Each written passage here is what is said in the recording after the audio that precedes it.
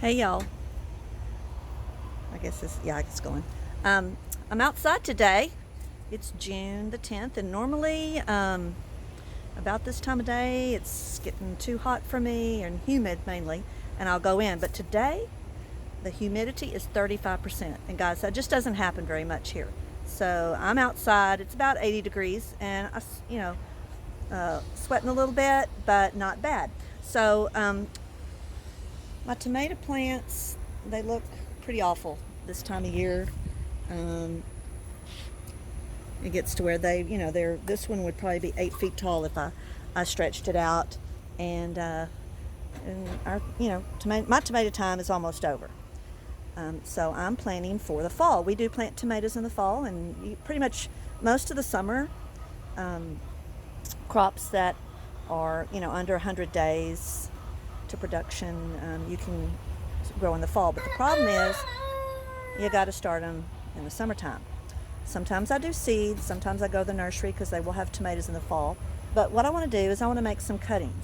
I've already made some earlier last week, and I'll show you those in a moment. But really, you're supposed to trim your tomatoes, the suckers.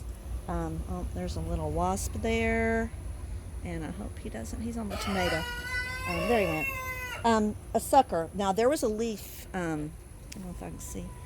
There was a leaf right here, and a sucker comes up between the leaf and the main stem. And so this is a sucker, and it looks pretty good. I'm going to cut off these bottom leaves. That one's dried up. With the humidity here,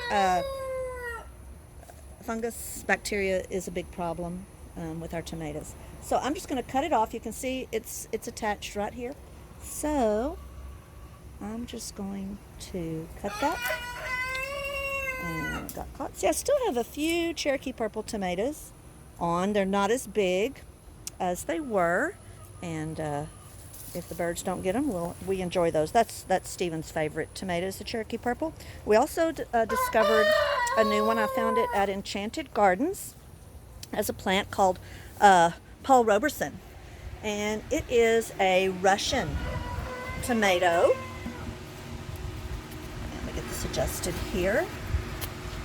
And it is a beautiful tomato.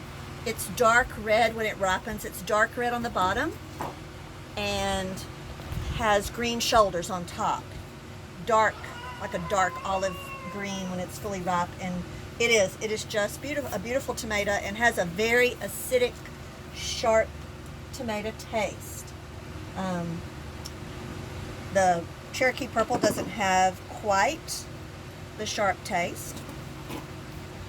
So I've got my cutting, and I'm going to just cut off some of these bottom limbs. If there's any where it looks like little blooms are going to come on, I cut that off, because what you want this to do is to get ready to produce roots. It may be kind of hard to hear in here because I've got my fan going. That's a necessity in here during the summer. Usually I have to get out here really early or come out here at night. I've got some little lights. Cute little lights up there. But so today I'm gonna get to stay a little longer out here. So what I did last week, I cut, this one's called Carmelo. Look at those roots. I just put it in water. You'll see on your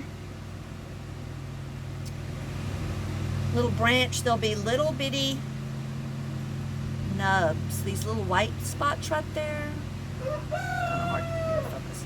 Those are roots will come. I cut this one a little earlier. This is a Cherokee purple also, and I have it sitting in water. And so I'm going to cut this just a little more. This is the one we just cut, and I'm going to cut it about right here. And I'm going to stick it in the water. And next week I'll be able to put it in pots. So I cut 3 of this one called Carmelo. I've grown Carmelo years and years ago, and I found it at Enchanted Gardens. They have lots of varieties there. So I'm going to be putting these in gallon-sized pots. Now normally, if you want to keep the soil in the pot You're not going to have these in a tray. I just use some white coffee filters. You can use newspaper, you can use paper towel. It's going to decompose and it'll keep the soil inside if you don't want your soil washing out. I'm going to be keeping mine in a tray, so I'm not going to have that problem. And I try to keep the foliage of the tomato dry when I water it, because the disease sets in if it gets too moist. Look, I've already got a sucker. See that little thing right there? That's a sucker. So as this, I'll be trimming these. Well, you want to leave the first sucker, they say. You leave the first sucker because that's going to make another stem. But any of the suckers above your first blooms, they say to trim if you want bigger tomatoes. I let mine just go. But I think I'm going to trim them this fall. And it does help keep them more open. Our climate's very humid. The disease come with the humidity, the viruses, the bacteria, the insects also. So if you keep that plant opened up, the air can flow and you're less likely to have a disease problem. And it's so hot here in the summer and even the early fall that, yeah, it's a big problem here. So what I'm going to do is I'm going to put a little bit of soil. So I'm going to come down here to I have a little trash can here. And I'm going to put a little soil in the bottom. And I've got my roots here. And I'm just going to set it in there like this. And then I'll come in and fill around it with the potting soil. Now, I like to use a potting soil that does have that moisture material in there that keeps the moisture in.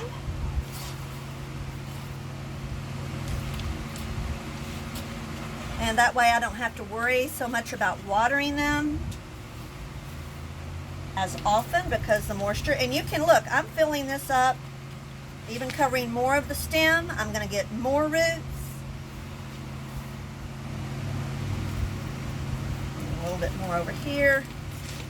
And mine goes over on the bench, but I sweep it up and just put it back in. If you've got a greenhouse, it's really great to have one of these little brooms to sweep off your potting bench and save your soil. Okay, and I will water this a little bit from the top just to get the top part, but then I'll set it in a tray of water and let it soak up. And once that I see that it's totally soaked up, then I'll dump the water from the tray because I don't want to have a rotting problem. So let me show you what I did the other day.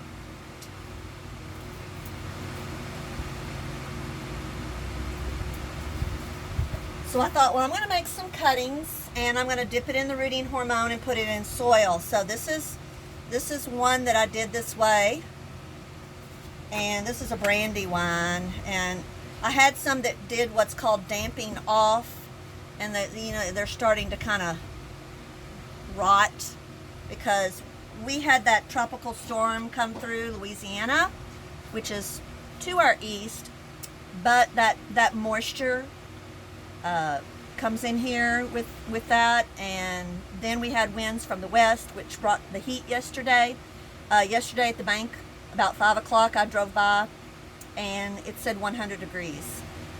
So it said 98 in my car, even after I got driving. So the incredible heat does cause problems for us here. We've got great springtime, warm. We can plant early, but right now, about the only thing that will grow in the garden is finishing up those tomatoes and some squash. It's almost done. Okra's coming on. The melons like the heat, and southern peas like zipper cream peas, which I've got planted, purple hull peas, black-eyed peas. They love the heat.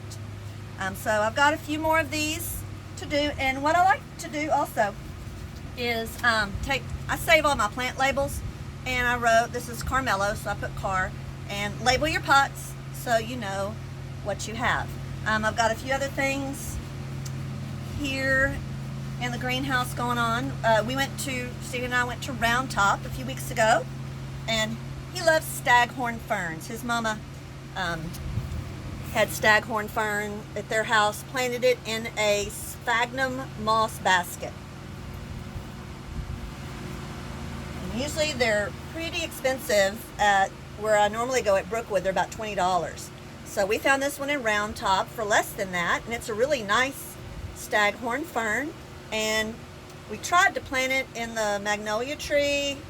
We put some wire up, and it's, it's all shaded and moist, but it didn't make it. It makes this calyx, this brown thing that adheres it. So I'm going to try it in a sphagnum moss basket. I've got some just plain wire baskets, and I have some sphagnum moss, but that'll be another video.